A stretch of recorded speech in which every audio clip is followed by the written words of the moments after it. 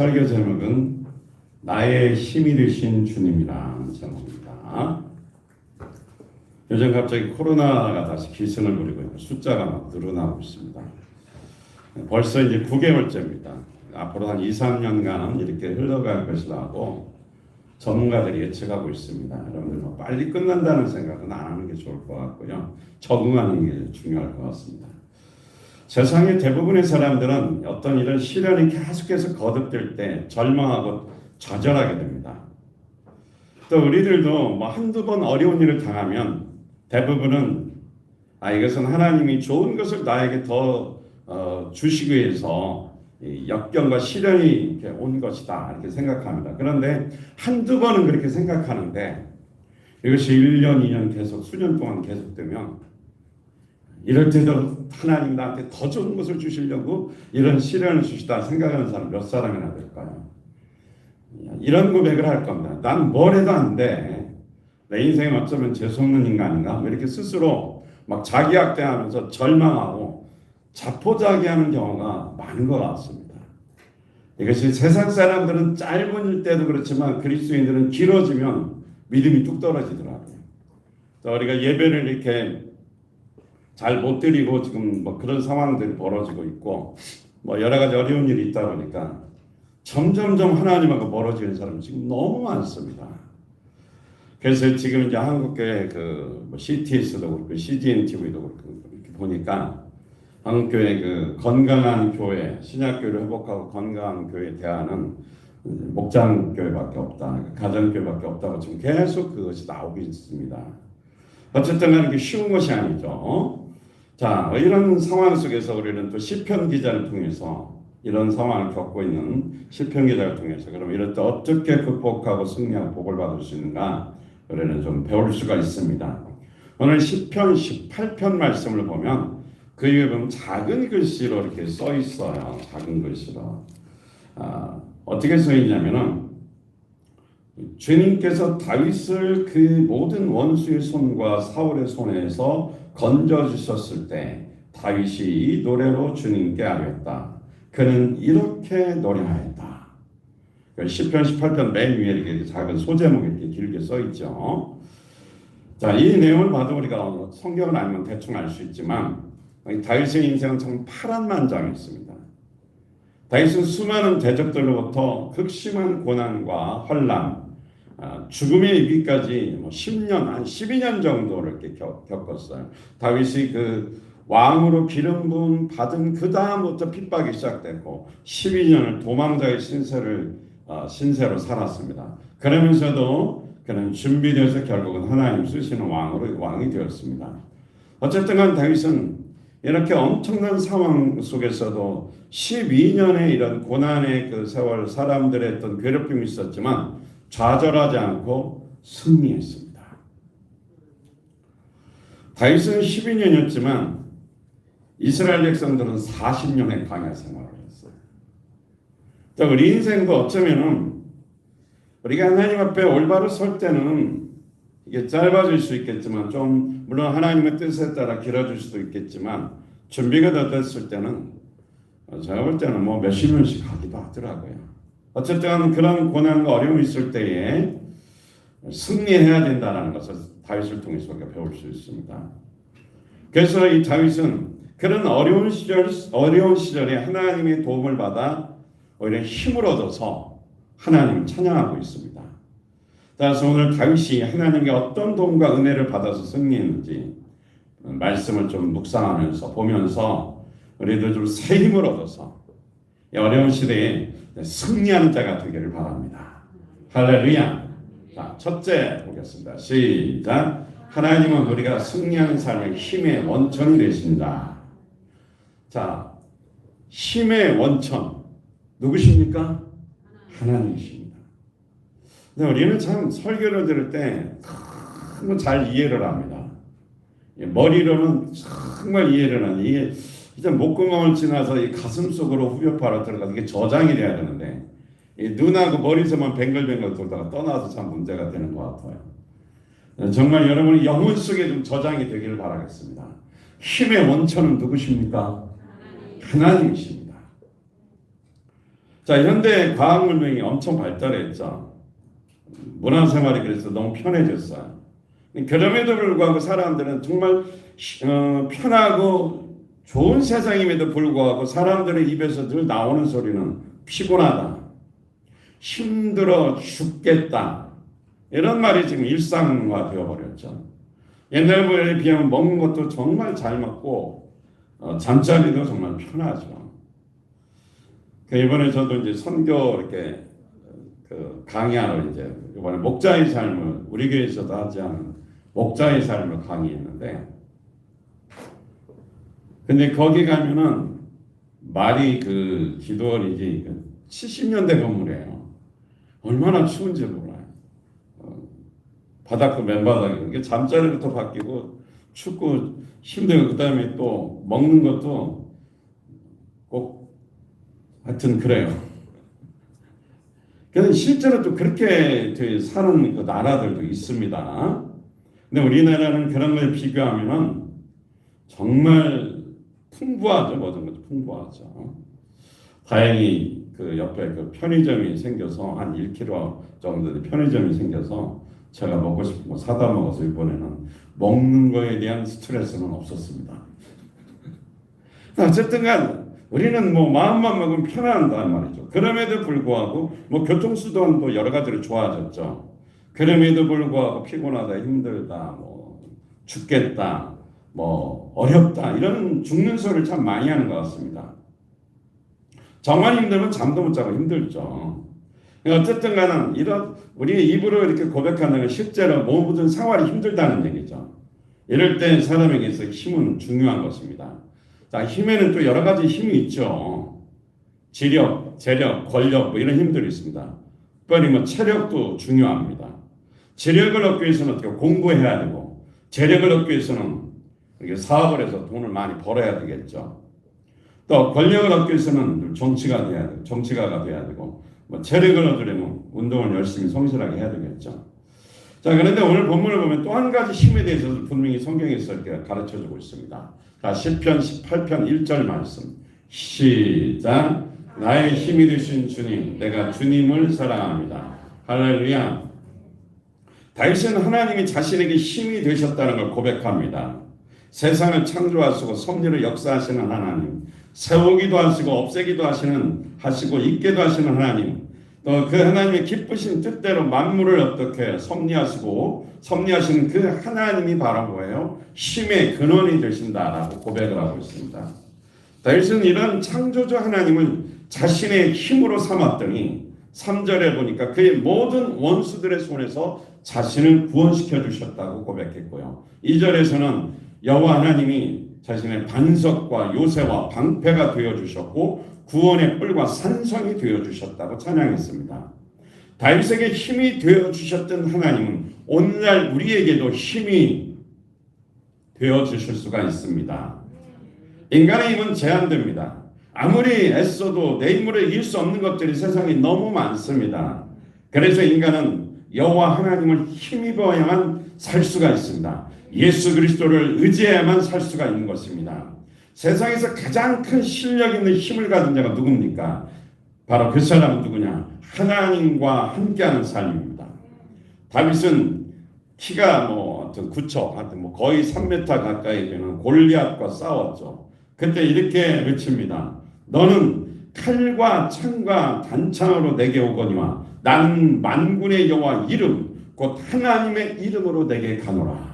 이 소년, 갑옷만 입어도 땅에 줄줄 끌리는 이 소년이 정말 구척장신하고 칼싸움에서 이길 수가 없단 말이죠. 그런데 다윗은 이 소년이지만 당돌했어요. 살아계신 하나님의 이름으로 내게 나간다고 해가지고 가서 싸워서 이겼어요, 졌어요. 칼싸움은 안 했고요. 지혜가 있으니까 물맷돌 5개 날렸는데 평상시 연습을 많이 했나 봐요. 정확하게 맞춰서 그 키 큰 사람이 쓰러져서 뇌진탕으로 죽었다라는 전설이 있습니다. 돌에 맞아 죽었는지 뒤로 넘어져서 죽었는지 모르지만 하여튼 죽었어요. 그렇죠? 승리했다라는 거죠. 그러니까 이것은 다윗의 힘이 아니고 하나님의 능력으로, 하나님의 힘으로 믿음에서 나온 것이라는 거죠. 그래서 세상에서 어려울 때, 힘든 일을 겪을 때 오직 만군의 여호와 힘, 예수 그리스도의 능력으로만 이길 수 있다라는 사실입니다. 할렐루야. 자, 요한복음 16장 33절 말씀 시작. 내가 이것을 너희에게 말하는 것은 너희가 내 안에서 평화를 얻게 하려는 것이다. 너희는 세상에서 환난을 당할 것이다. 그러나 용기를 내어라. 내가 세상을 이겼다. 할렐루야. 누가 세상을 이겼어요? 예수님께서 세상을 이겼단 말이죠. 그도 인간으로 오셔서 이 땅에 사는 동안에 우리가 똑같이 사는 동안에 세상이 어려운 세상에서 시련을 당했지만 이겼단 말이죠. 그러니까 우리도 예수님을 믿는다면, 예수 그리스도를 영접하고 주님으로 믿고 순종하며 산다면 하나님의 사랑하는 자녀들을 자기가 이겼기 때문에 예수도 우리를 도와주시고 보호해 주신다 이 말씀입니다. 할렐루야. 그래서 예수님께서 주시는 힘으로 이기고 승리하는 그 복을 누리는 자들은 세상에서 어떻게 그 힘이 있기 때문에 어느 누구도 세상에서 그를 막을 수 없다는 겁니다. 세상 속에서도 능히 승리하게 하시는 예수 그리스도의 은혜가 넘치기를 주님의 이름으로 축원드립니다. 할렐루야. 자, 그 다음에 두 번째 보겠습니다. 안 넘어가네. 두 번째. 다 같이 시작. 하나님은 우리가 기도할 때 그 힘으로 역사하신다. 할렐루야.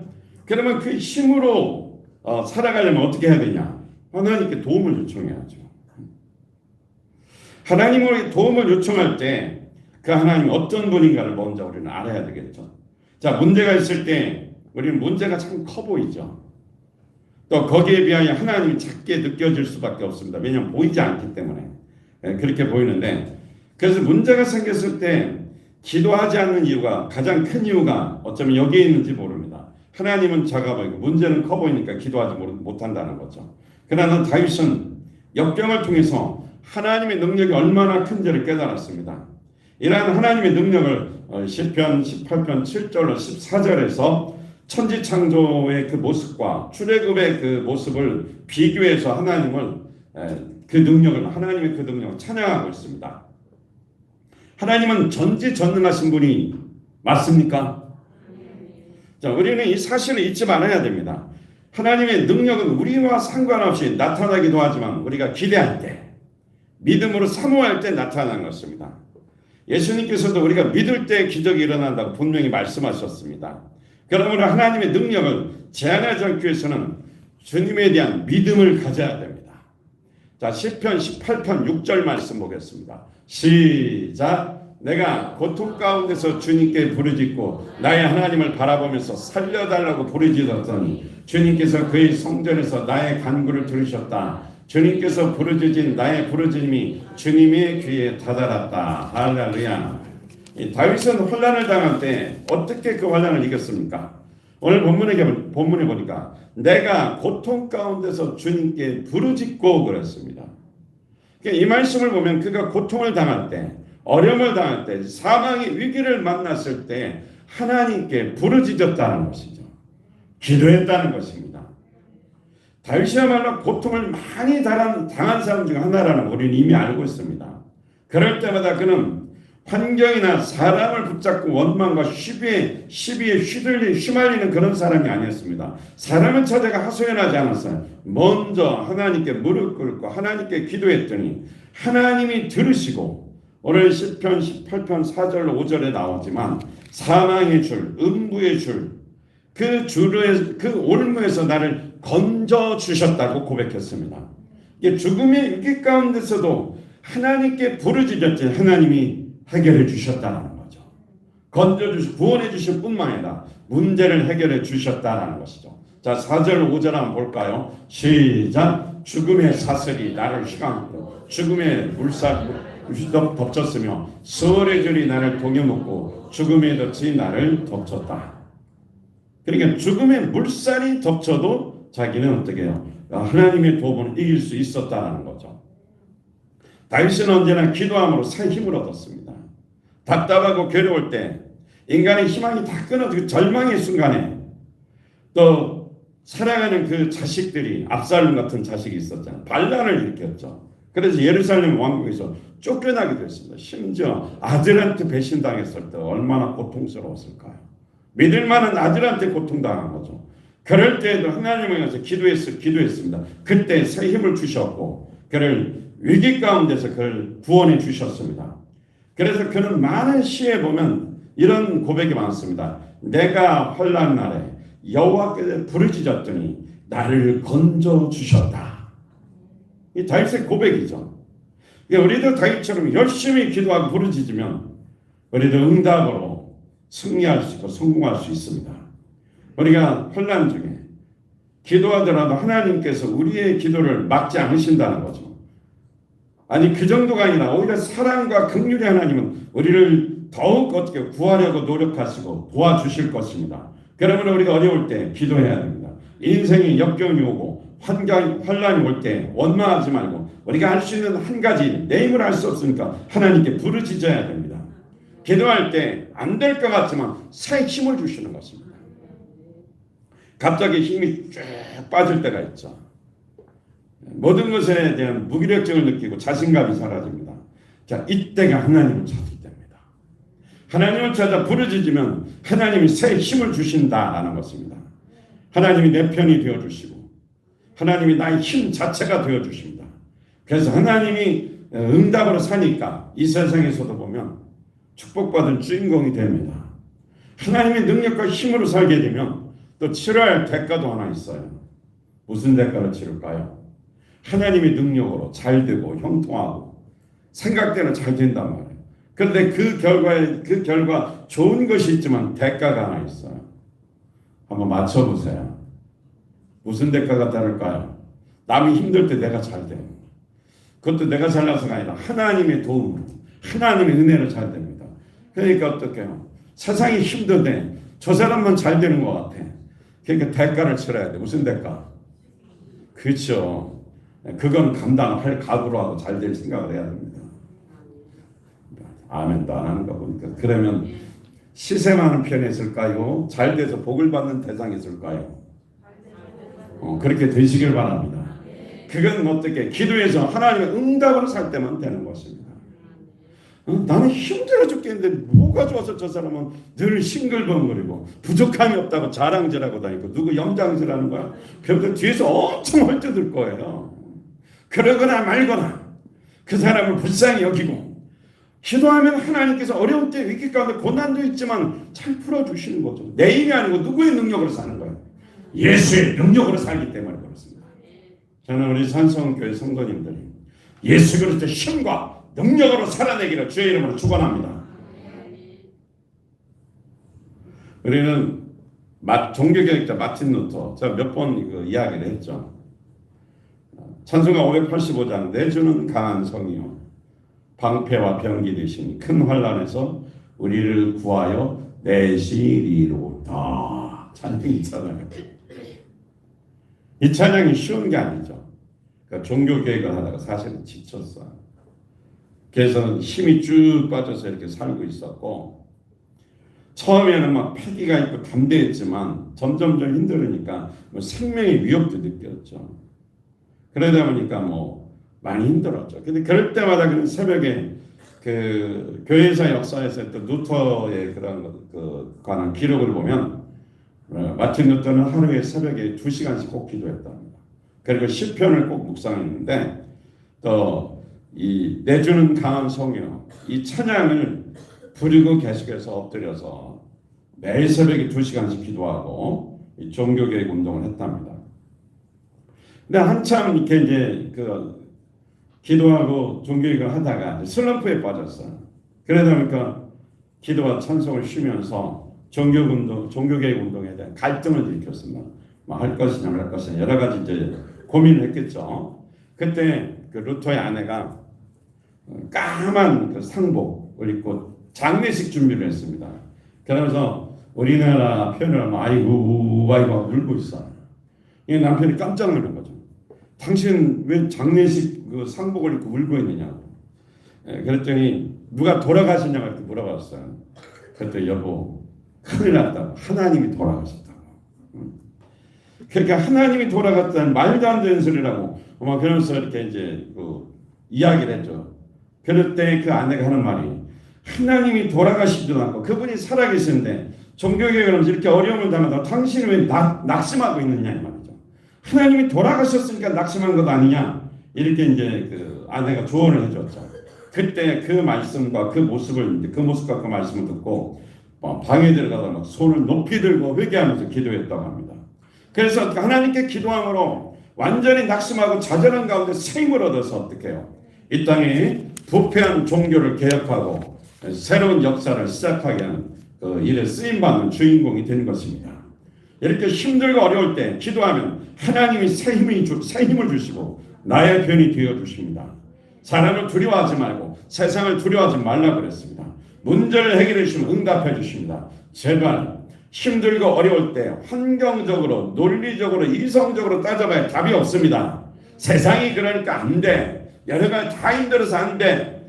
그런 논리로 따지면 아무것도 할 수 없습니다. 힘들 때 정말 회개하고 이 루터처럼 다윗처럼 두 손 번쩍 들고 때로는 금식하며 하나님 앞에 부르짖어 기도함으로 내 능력과 내 지혜와 내 힘이 아닌 예수 그리스도의 힘으로 승리하는 자가 되기를 주님의 이름으로 축원드립니다.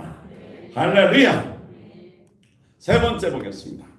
시작. 하나님의 힘으로 문제를 해결받으려면 하나님과 관계가 좋아야 한다. 할렐루야.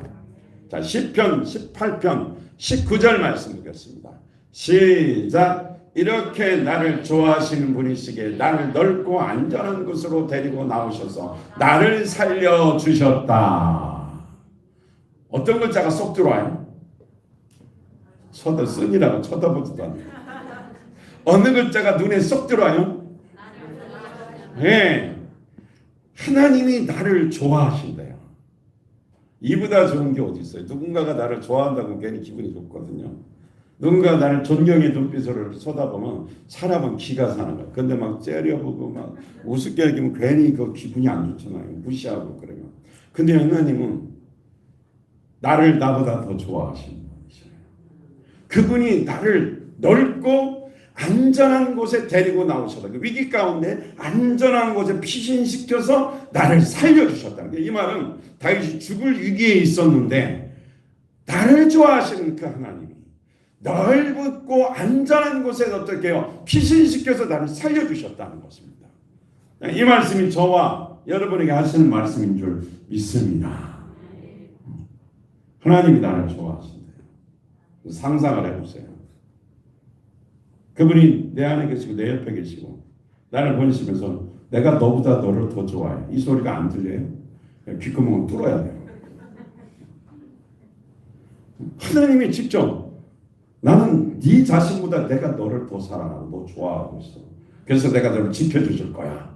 하나님이 이렇게 말씀하신다는 거죠. 그래서 생명도 지켜주시는 거죠.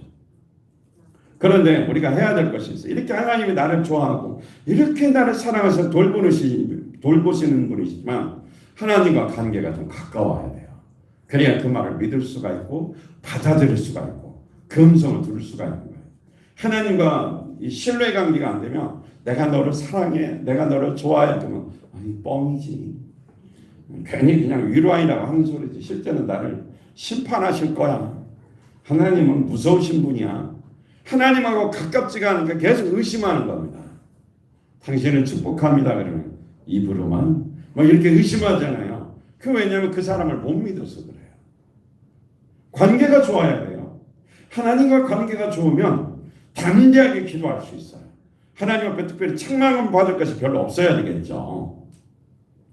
그래서 우리가 하나님 앞에 거리낌이 없으면 관계가 있으면 담대하게 기도할 수 있고 담대하게 요청할 수 있고 하나님의 도움을 확실하게 받아 승리할 수 있습니다. 다윗이 이렇게 도움을 받고 이렇게 위기 가운데서 하나님은 나를 좋아하신 분이라 자기 입으로 고백하잖아요. 그러면서 하나님이 안전하게 보호해 주셨고 살려주셨다 이렇게 고백을 했는데 사실은 다윗이 의로운 삶을 살았기 때문에 그렇습니다. 오늘 시편 18편 20절 24절 말씀인데 우리 20절 말씀 한 절만 보겠습니다. 시작. 내가 의롭게 산다고 하여 주님께서 나에게 상을 내려주시고 나의 손이 깨끗하다고 하여 주님께서 나에게 보상해 주셨다. 할렐루야. 우리가 삶에 죄가 있을 때는 이 죄는 하나님과 내 사이를 가로막습니다. 도움이 내릴 수도 있고 그 능력이 역사할 수, 도움이 내릴 수도 그 능력이 역사할 수도 없다라는 거죠.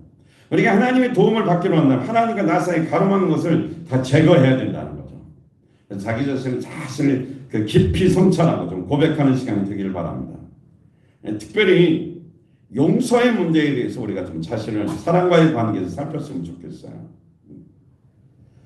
하나님께서 우리를 도우시는 것은 우리가 어떤 권리나 자격이 있어서가 아닙니다. 하나님의 은혜로 구원받은 자녀이기 때문입니다. 이 은혜를 통해서 이웃과의 관계도 우리가 은혜로 세워져야 됩니다.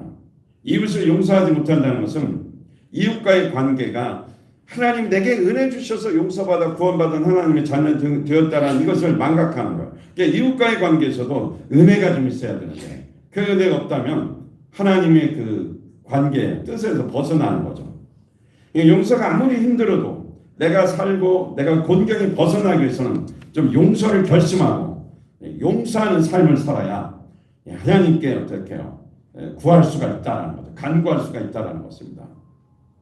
그러니까 우리가 용서를 빌어야 할 일 있으면 용서를 빌고 용서받아야 할 일 있으면 서로 해결하면 되는 것이죠. 그래야 기도할 때 막힘이 없다라는 것입니다. 특별히 그렇게 다른 여러 가지가 있지만 우리가 특별히 관계에서 좀 거리낌이 없고 용서하고 용서받는 그런 관계가 잘 해결될 때 하나님 앞에 담대히 나가 기도할 수 있다는 것입니다. 이 성령 충만을 위해서 기도할 때도 이렇게 하나님 앞에 어떻게 막힌 것이 없어야 성령의 능력을 받아 성령 충만해질 수 있습니다. 그래서 우리가 깨닫고 의식하는 죄, 알고 있는 죄, 기억나는 죄는 회개하면 되는데 특별히 용서의 문제에서 이 문제를 해결하는 것이죠. 그러면 하나님 앞에 기도할 때 일단 거리낌이 없으니까 담대하게 기도할 수 있다는 것입니다. 다윗은 의롭게 살았다고 그러는데 모든 삶에서 의로운 것이 아닙니다. 다윗이 인격적으로 부족한 것 많죠. 그리고 완전한 사람이 아닙니다. 그런데 오늘 시편 오늘 본문 배경을 보면 사울과의 갈등이 있었어요. 사울이 다윗을 그렇게 죽이려고 쫓아다녔습니다. 죄 없는 다윗을 그렇게 죽이려고 했어요. 그런데 다윗이 사울을 죽일 수 있는 기회가 있었습니다.